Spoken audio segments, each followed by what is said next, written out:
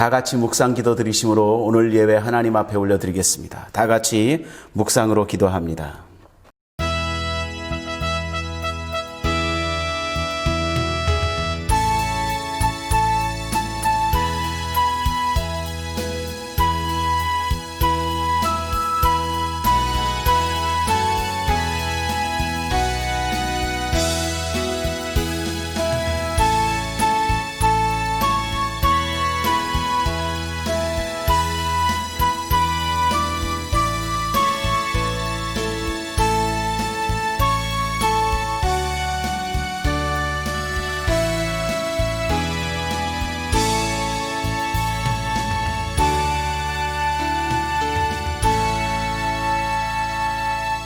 새 노래로 여호와께 찬송하라. 그는 기이한 일을 행하사 그의 오른손과 거룩한 팔로 자기를 위하여 구원을 베푸셨음이로다. 여호와께서 그의 구원을 알게 하시며 그의 공의를 문나라와 문나라의 목전에서 명백히 나타내셨도다. 그가 이스라엘의 집에 베푸신 인자와 성실을 기억하셨으므로 땅끝까지 이르는 모든 것이 우리 하나님의 구원을 보았도다. 아멘.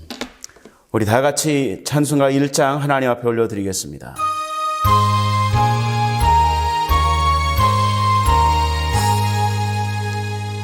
만복의 근원 하나님, 온 백성 찬송 드리고, 저 천사여 찬송하세. 찬송 성부 성자 성령. 아멘.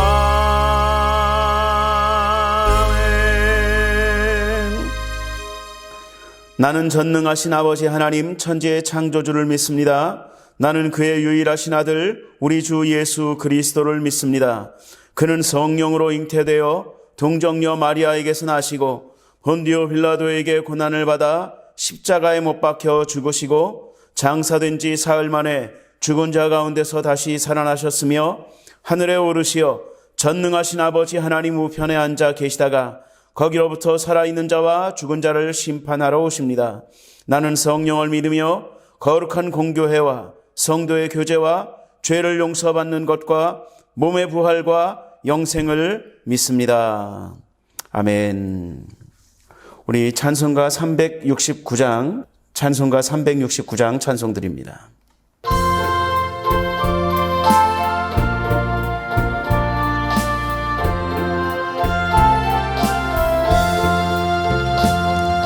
죄짐 맡은 우리 구주 어찌 좋은 친군지, 걱정 근심 무거운 짐 우리 주께 맡기세. 주께 고함 없는 고로 복을 얻지 못하네. 사람들이 어찌하여 아랠 줄을 모를까. 시험 걱정 모든 괴로움 없는 사람 누군가. 부질없이 낙심 말고 기도드려 아뢰세. 아멘 아멘. 이런 진실하신 친구 찾아볼 수 있을까. 우리 약함 아시오니 어찌 아니하릴까. 근심 걱정 무거운 짐 아니 진짜 누군가. 피난처는 우리 예수 주께 기도드리세. 아멘. 세상 친구 멸시하고 너를 조롱하는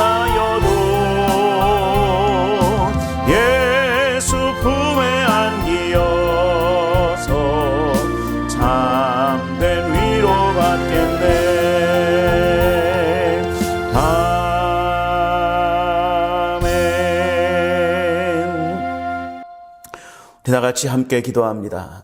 하나님 아버지, 은혜와 사랑을 감사하고 또 감사합니다. 지난 한 주간 동안도 우리의 삶을 온전히 주장하여 주시고 우리를 보호하여 주시고 우리와 동행하여 주셔서 또 한 주간의 삶을 우리에게 허락하시고 생명을 연장케 하시고 하나님의 은혜 가운데 살게 하심을 감사합니다. 하나님, 언제나 하나님의 은혜를 우리가 기억하며 감사하며 감격하며 하나님 예배하고 하나님 찬양하기를 기뻐하고 즐거워하는 자들로 살 수 있도록 주여 도와 주옵소서. 이 시간 간절히 빌고 소원하오니 하나님, 우리의 기도를 들으시고 이 나라 고쳐 주옵시사. 원치 않는 질병이 이제 속히 떠나가게 도와주옵시고 소멸되어 없어지게 도와주옵시고 하나님, 예배마다 교회마다 예배가 회복되어지며 성도의 교제가 회복되어지는 그 역사가 그날이 속히 올 수 있도록 주님 인도하시고 역사하여 주옵소서. 아버지 하나님, 우리 교회를 주님께서 축복하여 주옵시사. 초대교회 역사 같은 권능의 역사로 온전히 일으키시고 회복시키시는 교회가 될 수 있도록 주여 도와 주옵시고 아버지 하나님의 살아계심을 많은 사람들에게 증거하고 나타내는 교회로 우리 하나님 앞에 쓰임받게 하여 주옵시사. 우리 교회가 세상을 놀라게 하고 세상을 두려워하게 하며 세상을 변화시키기에 부족함이 없는 교회가 될 수 있도록 주여 도와주시고 역사하여 주옵소서. 우리 교회 이름을 등록한 모든 성도 한 사람 한 사람을 주님께서 축복하여 주옵시고 동행하여 주옵시고 그들이 어떠한 말로 기도하든지 하나님 앞에 상달되어지고 축복으로 갚으시는 역사가 나타나게 주여 역사하여 주옵소서. 이 예배 가운데 하나님의 기름 부으심으로 함께하여 주실 줄 믿사옵고 감사하며 예수님의 이름으로 기도하옵나이다. 아멘.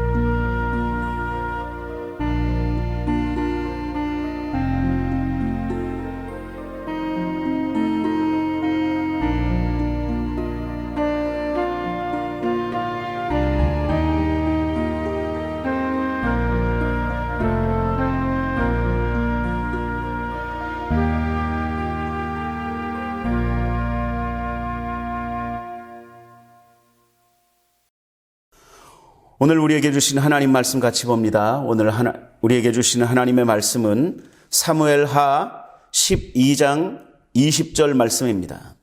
사무엘하 12장 20절 말씀 우리 같이 봉독합니다.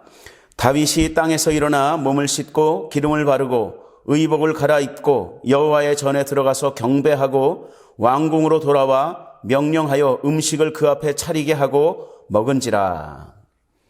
아멘. 저는 오늘 여러분들과 함께 읽은 말씀 사무엘하 12장 20절의 말씀을 가지고 하나님의 주권을 인정하는 것이라는 제목으로 잠깐 동안 말씀을 통해서 은혜를 나누고자 합니다. 오늘 본문 말씀을 이렇게 조금 내용을 말씀을 드리면 다윗이 이제 그 밧세바와의 사이에서 아들을 낳게 됩니다. 그러니까 밧세바와의 사이에서는 첫 아들이지요. 아들을 낳게 됐는데 그 아들을 이제 성경의 표현대로 하면 하나님이 그 아들을 치심으로 이렇게 되어 있습니다. 그러니까 그 정상적이지 않은 관계였기 때문에 그러셨던 것 같아요. 아무튼 그 아들을 치심으로 아들이 심히 앓고 죽어가고 있었습니다. 그 아들이 죽어가고 있는 것을 보면서 이 다윗이 7일 동안 금식을 하고 하나님 앞에 엎드려 울며 기도했습니다. 아들을 살려달라고, 아들을 고쳐달라고. 철야 기도를 하고 밤을 새워서 기도하고 금식하면서 기도하고 어떤 말로도 위로를 받지 못하고 하나님 앞에 막 기도했어요. 그랬는데 결국 아이는 죽었습니다. 그 성경의 이야기를 보면 신하들이 다윗보다 더 놀라고 더 두려워했어요. 그래서 아이가 죽은 것을 다윗에게 알리지 못했습니다. 다윗이 나가서 기도하고 있었거든요. 그러니까 다윗에게 가서 왕자가 죽었습니다. 아들이 죽었습니다. 라는 이야기를 하지 못했어요. 왜냐하면 그 성경의 표현대로 하면 신하들이 다윗에게 아들이 죽었습니다. 라고 얘기하면 다윗이 충격을 받아서 쓰러져서 죽을까 봐 그것이 두려워서 이 아이의 죽은 것을 알리지 못할 정도로 다윗이 그만큼 그 아이를 살려달라고 그렇게 간절히 기도한 모습들을 그 신하들이 다 같이 본 것이죠. 그런데 참 놀라운 일은 뭐냐면 다윗이 아이가 죽은 것을 알고 다윗이 아이가 죽은 것을 듣고서는 오늘 본문 말씀이 이제 거기에서부터 시작이 되는 거예요. 아이가 죽은 것을 들었어요. 그리고 내 아들이 죽은 것을 알고 난 다음에 땅에서 일어나, 그러니까 엎드려서 기도하고 있었던 것이죠. 땅에서 일어나서 몸을 씻고 기름을 바르고 의복을 갈아입고 그리고 여호와의 전에 들어가서 경배하고 그리고 왕궁으로 돌아와서 음식을 차려라 라고 명령하고 음식을 먹고 그렇게 지냈어요.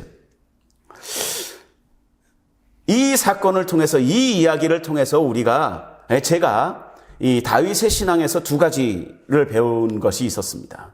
그 한 가지는 무엇이었냐면 소망이 있을 때는, 소망이 있는 한은 우리가 하나님 앞에 최선을 다해서 하나님의 긍휼을 구하고 기도하는 모습을 보여야 한다라는 것이죠. 두 번째는 더 중요합니다. 그러나 하나님이 이미 결정하신 사실에 대해서는 그 하나님의 주권을 믿고 하나님의 뜻을 믿고 신뢰해야 된다는 것입니다. 이것이 오늘 우리가 읽은 모습에서, 다윗의 모습에서 우리가 배워야 하는 것입니다. 다윗이 그랬어요.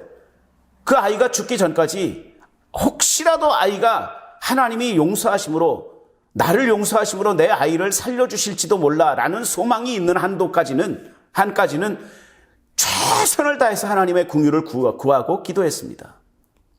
철야를 하고 금식을 하면서 하나님 앞에 최선을 다해서 기도했어요. 그리고 나서 아이가 죽었다. 하나님의 결정이 딱 내려진 것이죠. 그리고 나서는 그 하나님의 결정에 대해서 하나님을 경배했다라고 나옵니다. 이것이 다윗이 다윗될 수 있는, 우리가 존경할 만한 다윗의 신앙의 모습이 바로 그런 모습입니다. 하나님의 긍휼을 간절히 원하다가도 하나님의 결정에 대해서는, 하나님이 일하신 것에 대해서는 무조건적인 신뢰를 하고 하나님을 인정해 드리는 것이죠. 그것이 바로 하나님의 주권을 인정하는 신앙입니다. 하나님의 주권을 인정하는 태도입니다. 여러분, 하나님의 주권 이러면 말이 조금 고급지니까 되게 어려운 것 같은 그런 일이라고 생각하는데 그거 아닙니다. 하나님을 그대로 믿어드리는 거예요. 하나님을 그대로 신뢰하는 겁니다. 하나님을 그대로 인정해 드리는 거예요. 그것이 하나님의 주권을 인정하는 것입니다. 어떤 목사님, 사모님이 암에 걸리셨어요. 암에 걸리셨는데 초기 암으로 이렇게 진단이 나왔습니다. 그러니까 의사도 자신 있어 하고 이제 빨리 치료를 하고 수술을 하면 살 수 있습니다라는 이야기를 하니까 그 목사님은 그 사모님에게, 부인에게 빨리 가서 치료를 받읍시다 그랬는데 그 사모님이 거부하는 거예요. 무슨 소리냐? 나는 기도할 거다. 하나님이 고치실 것이다 라고 얘기하는 것이죠. 여러분, 물론 하나님이 너는 치료하지 말고 나를 바라보, 나를 의지하는 것이 좋겠다라는 어떤 음성을 주셨다면 그것은 하나님께 맡기고 하나님을 의지하는 것이 맞습니다. 그러나 그렇게 하는 것만이 올바른 신앙이고 건강한 신앙이냐, 그렇게 생각하지 않습니다. 결국에는 목사님이 기도하시고 그리고 그 사모님을 설득해서 사모님과 같이 병원에 가서 치료를 하고 지금까지 10수년이 지난 지금까지 그 사모님 건강하게 잘 살고 계세요. 무조건 병원에 안 가고 하나님의 권능으로, 하나님의 도우심으로 난 치료하겠다라고 얘기하는 것만 건강한 믿음이 아닙니다. 또 제가 아는 어떤 선교사님이 이제 큰 병에 걸리셨어요. 그래서 그 사모님과 같이 아는 이제 사람들에게 기도 편지를 하시고 다 같이 간절한 마음으로 기도했습니다. 그랬는데 그 선교사님은 돌아가셨어요. 돌아가셨는데 그 선교사님 사모님이시죠. 그러니까 부부가 같이 선교사님이죠. 선교사님은 혼자만 선교사님 아닙니다. 같이 나가셨으면 두 분 다 선교사님인 거예요. 선교사님 부인이 아니라 남편 선교사, 부인 선교사 두 분 다 선교사님이죠. 그 부인 되는 선교사님이 절망을 했어요. 그렇게 간절히 기도했는데 내 남편을 하나님이 데려가셨다. 내 기도를 안 들어주셨다. 그리고 이분이 그 선교지에서 철수해버리셨습니다. 절망을 하신 거죠. 여러분, 앞에 제가 말씀드렸던 그 목사님 사모님의 믿음도 건강한 믿음이라고 할 수 없고요. 건강한 신앙이라고 할 수 없고, 뒤에 신앙도 그렇게 건강한 신앙이라고 할 수 없습니다. 물론 인지상정으로는 우리가 어느 정도 이해할 수는 있어요. 그러나 하나님 앞에서 우리가 건강한 신앙이라는 것은 최선을 다해서 하나님 앞에 우리가 기도하고 최선을 다해서 우리가 할 수 있는 바들을 최선을 다하되, 그러나 하나님이 결정하신 사항에 대해서는 하나님을 신뢰하는 것, 이 다윗의 모습처럼 우리가 그 모습을 보이는 것이 건강한 신앙이라는 것이죠. 여러분, 하나님의 절대 주권을, 하나님의 주권을 인정하는 것은 다른 것이 아닙니다. 내 생각, 내 방법, 내가 고집하는 것, 이것보다 하나님의 말씀을 의지하고 하나님의 말씀을 더 우선 두는 것, 우선시하는 것, 이것이 하나님의 주권을 인정하는 것이죠. 여러분, 사람은 하나님의 절대 주권을 인정을 하고 그 하나님의 절대 주권 앞에 항상 순종하고 복종하는 삶이, 그것이 가장 복되고 가장 안전한 삶입니다. 왜냐하면 우리를 하나님이 지으셨기 때문이에요. 하나님이 우리를 지으셨고, 하나님이 우리의 창조주가 되시고, 우리는 하나님의 그 하나님, 창조주이신 하나님의 피조물 들이거든요. 그렇기 때문에 우리에 대해서 누구보다 잘 아시는 분이 우리 하나님이시죠. 그 하나님을 신뢰하고 그 하나님의 뜻을 잘 따라가는 것, 순종하는 것, 그것이 가장 복된 길이고 가장 지혜로운 길입니다. 그런데 우리는 그렇게 살기보다는 이것이 이제 그렇게 사는 것이 하나님의 절대 주권입니다라고 제가 아주 간단한 거예요. 하나님의 절대 주권을 인정하는 것은 하나님의 뜻대로 사는 것이 하나님의 절대 주권이다라는 것이죠. 간단해요. 어렵게 말할 필요도 없습니다. 그런데 실상 우리의 삶을 들여다보면 그렇게 간단하지만은 않습니다. 왜냐하면 우리는 이미 우리의 생각대로, 우리의 익숙한 방법대로, 우리가 살아왔던 방법대로, 하나님의 방법이 아니라 우리의 방법대로, 우리의 생각대로, 우리에게 익숙한 대로 살아왔기 때문에 순간순간 우리는 하나님의 뜻을, 하나님의 말씀을 선택하는 것이 아니라 나에게 익숙한 무언가를 선택하는 경우가 더 많다는 것이죠. 여러분, 근데 중요한 것은 하나님의 말씀을 택하는 것이 아니라 나에게 익숙한 방법을 택하는 것을 성경은 죄라고 이야기하고 있습니다. 물론 나에게 익숙한 것이 하나님의 뜻에 위배되지 않는다면 그것은 죄가 되지 않아요. 그러나 하나님의 뜻과 내 방법이 다를 때 하나님의 방법을 택하지 아니하고 나에게 익숙한 방법을 택한다면 그것은 죄가 확실합니다. 나에게 익숙한 것들을 내려놓는 작업들, 이것이 신앙의 훈련이지요. 그것을 계속해서 노력하고 계속해서 이 훈련해 나가는 그런 삶을, 우리는 그것을 신앙의 성화의 과정이라고 이야기합니다. 신학적인 용어로는 그것을 이제 성화라고 얘기를 하는데, 그것이 다른 거 아니에요. 날마다 더 거룩해져 가는 과정을 이제 성화의 과정이라고 얘기합니다. 거룩해져 가는 과정이 무엇이냐 하면, 나에게 익숙했던 모습들을 내려놓고, 계속해서 좀 내려놓고 하나님의 것으로 채워가는 과정, 이것을 이제 우리는 성화의 과정이라고 이야기하죠. 우리는 예수님 다시 오시는 그날까지, 아니면 우리의 이 땅에서의 우리의 육신의 생명이 끝나는 그날까지 이 성화의 과정을 계속해서 거쳐 나가야 합니다. 그것이 우리가 가져야 되는 신앙의 태도인데, 그 신앙의 태도는 어떻게 하면 발전할 수 있는 거냐면, 계속해서 발전이라는 것은 어저께와 오늘이 계속 같다라는 것은 그건 발전이 아니잖아요. 그죠? 어저께보다는 오늘보다는 내일이 조금씩 더 하나님의 뜻에 가까워져 가는 것, 이것이 신앙의 성장이고 발전인데, 그렇게 하기 위해서는 우리는 끊임없이 결단을 해야 되는 거예요. 뭐냐 하면 내게 익숙했던 모든 것들을 좀 내려놓고 하나님의 방법대로, 익숙하지 않더라도 하나님의 방법이, 하나님의 말씀이 내게 익숙해질 때까지 계속해서 나의 익숙한 것들을 좀 포기하는, 권리를 좀 포기하는 이런 모습들이 우리 안에서 계속해서 있어져야 된다는 것입니다. 우리는 가만히, 긴장하지 않고 가만히 있으면 우리는 계속해서 우리에게 익숙한 모습을 따라가려고 합니다. 그것이 우리가 아직도 완전히 벗지 못한 죄성 때문에 그래요. 그런 것이 계속 있는 것이죠. 하나님의 뜻에 맞지 않는데도 불구하고 계속해서 우리는 그것을 따라갈 수밖에 없는 그런 것이죠. 그래서 우리는 결단을 해야 되는 거예요. 결단하고 뭔가를 의지를 가지고 결단하고 의지적으로 훈련을 해야 되는 거예요. 그것이 중요합니다. 제가 우리 성도들에게는 자주 말씀을 드린 적이 있는데요. 제가 고소공포증이 있었습니다.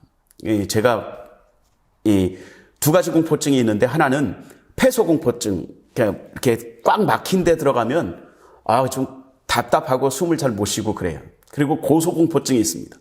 고소공포증은 굉장히 심했었습니다. 그랬는데 그 고소공포증을 완전히 지금은 치료했죠. 이제 벗어났지요. 언제 그랬냐면 군대에 있을 때 그랬습니다. 군대 유격이라는 훈련을 가니까 아주 그냥 자연스럽게 치유가 되더라고요.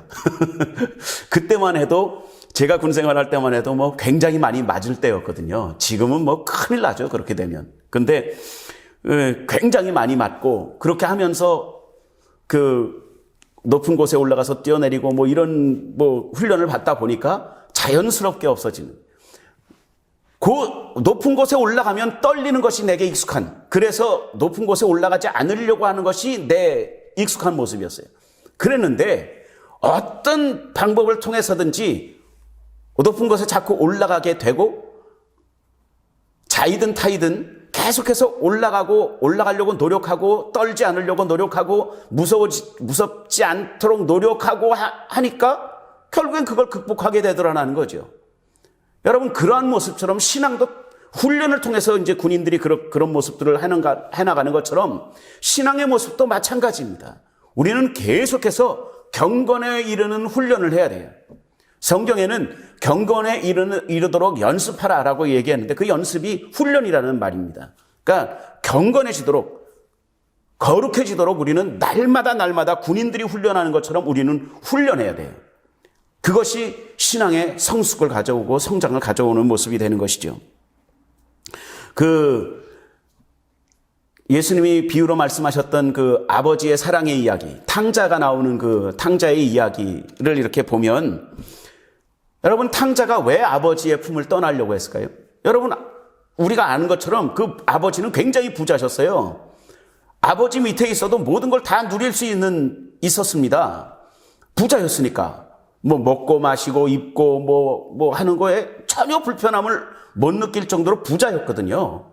근데 그 부유한 삶 가운데서도 그 둘째 아들은 왜 아버지의 슬하를 떠나려고 했을까요?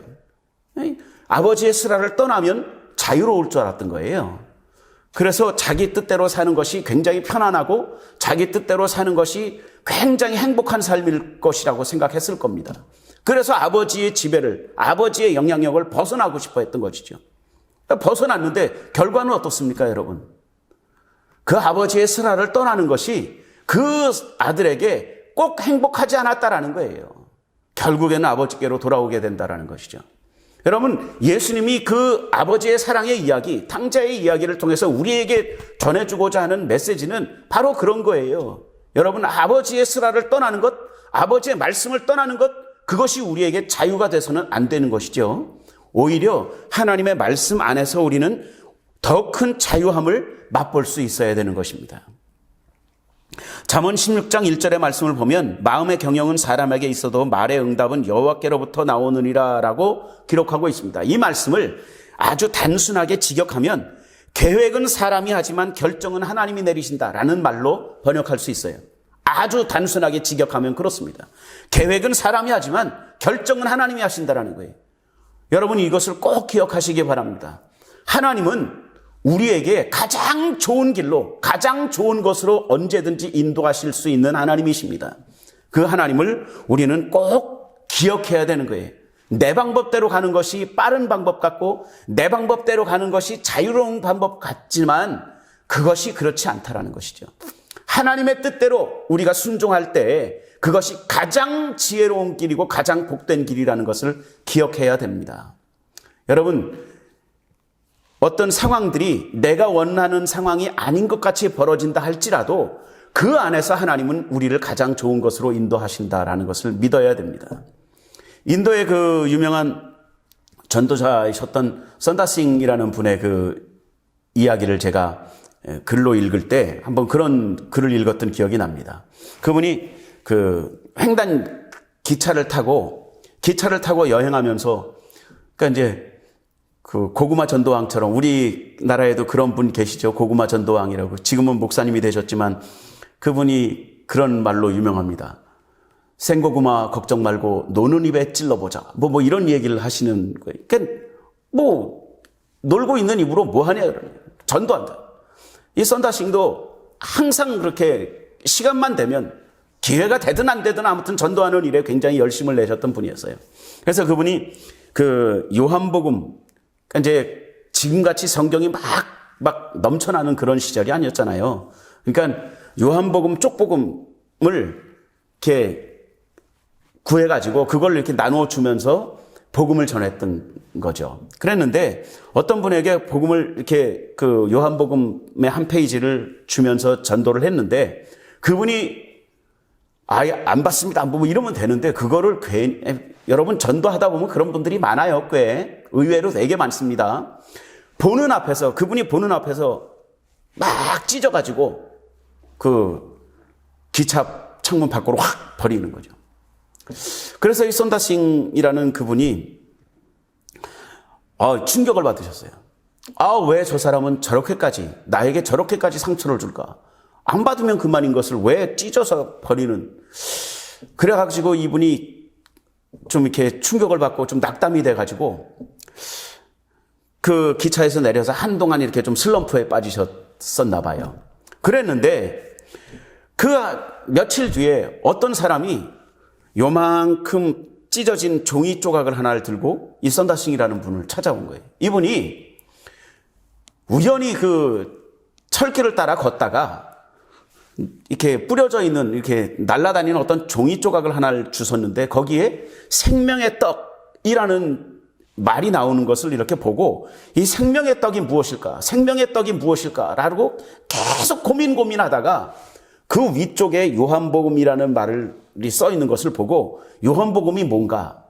라고 이렇게 의문을 품고 이 사람 저 사람에게 물어보다가 이것이 성경인 것을 알게 되고 이 선다싱이라는 분을 찾아가라 라고 누군가 이렇게 얘기를 했대요. 그래서 그분이 그 종이를 들고 선다싱을 찾아왔어요. 선다싱이라는 분이 그 모습을 보고, 이야, 내 생각과 하나님의 생각은 다르구나. 내 앞에서 저 사람이 찢어서 그것을 버렸지만, 어떤 사람은 그것을 찢어서 버렸지만 하나님은 그 누군가를 구원하기 위해서 그 찢어진 조각을 발견하도록 만드셨다라는 것이죠. 그것을 보면서 언제나 내 생각보다는 하나님의 생각이 옳고 하나님의 방법이 언제나 옳다라는 것을 다시 한번 이렇게 믿게 되었다라는 이야기를 그 책에 쓰신 것을 제가 읽은 적이 있습니다. 여러분, 중요한 것은 내 생각이 중요한 것이 아니라 나를 향하신 하나님의 뜻이 중요합니다.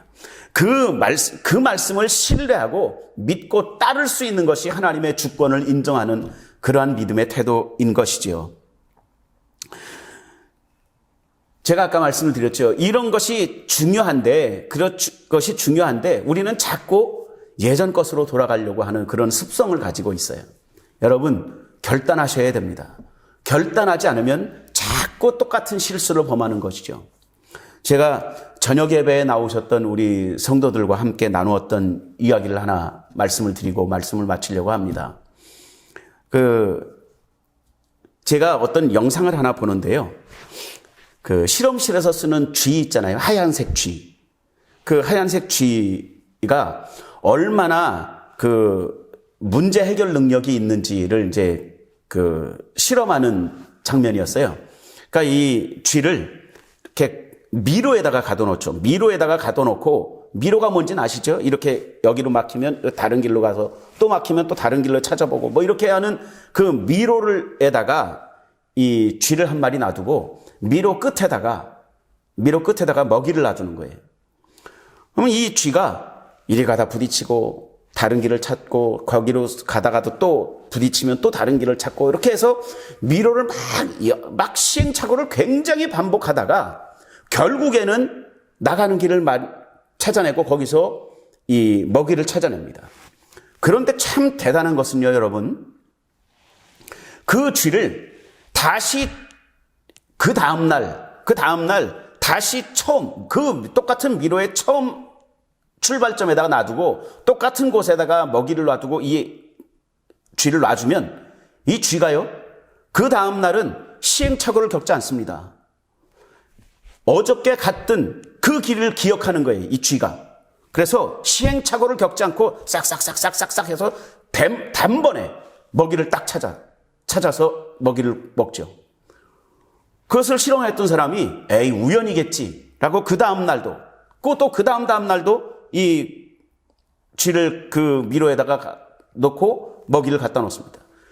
이 쥐는 많은 시행착오 끝에 한 번 찾아낸 길은 계속해서 한 번의 시행착오도 없이 그 먹이를 찾아가는 거예요.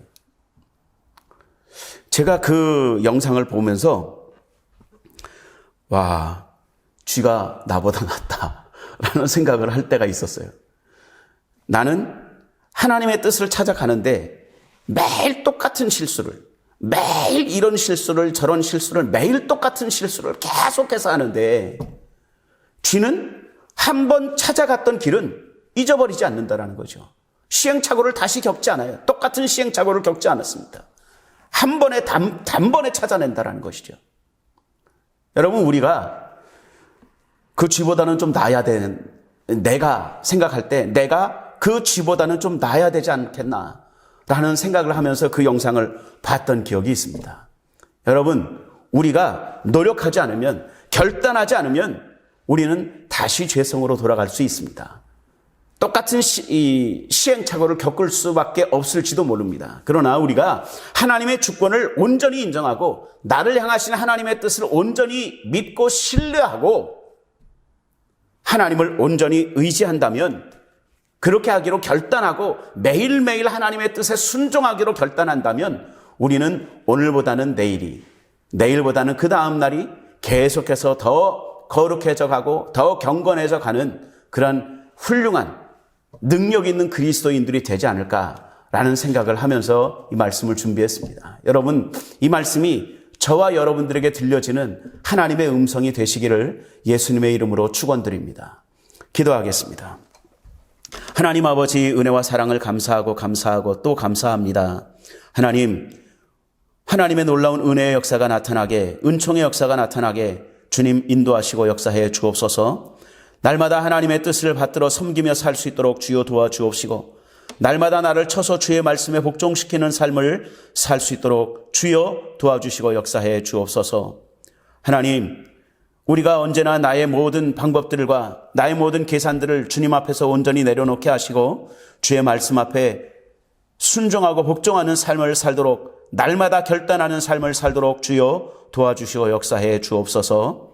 감사하고 예수님의 이름으로 기도하옵나이다. 아멘. 연이어 기도합니다. 하나님, 오늘도 우리에게 베푸신 은혜를 감사하여 준비한 예물을 하나님 앞에 드리길 원합니다. 기쁘고 즐거운 마음으로 드릴 수 있도록 우리의 마음과 생각을 온전히 주장하여 주옵소서.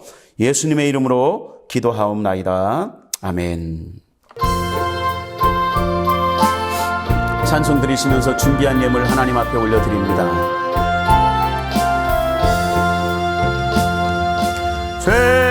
죄짐 맡은 우리 구주 어찌 좋은 친구인지, 걱정 근심 무거운 짐 우리 주께 맡기사 곳에 주께 고함 없는 고로 돈을 얻지 못하네. 사람들이 어찌하여 아랠 줄을 모를까.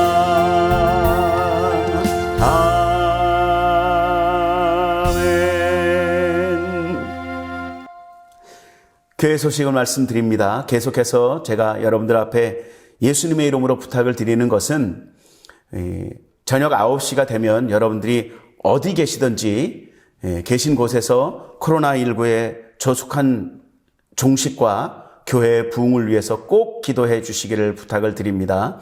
많이 기도하는 것이 중요한 것이 아니라 꼭 기도하는 것이 중요합니다. 1분이 됐든 30초가 됐든 5분이 됐든 1시간이 됐든 이 코로나19가 빨리 종식이 되어서 교회마다 우리 교회가 예배가 회복되어지고 성도들과 함께 교제하는 시간이 너무 없어진 것이 너무나 안타까워요.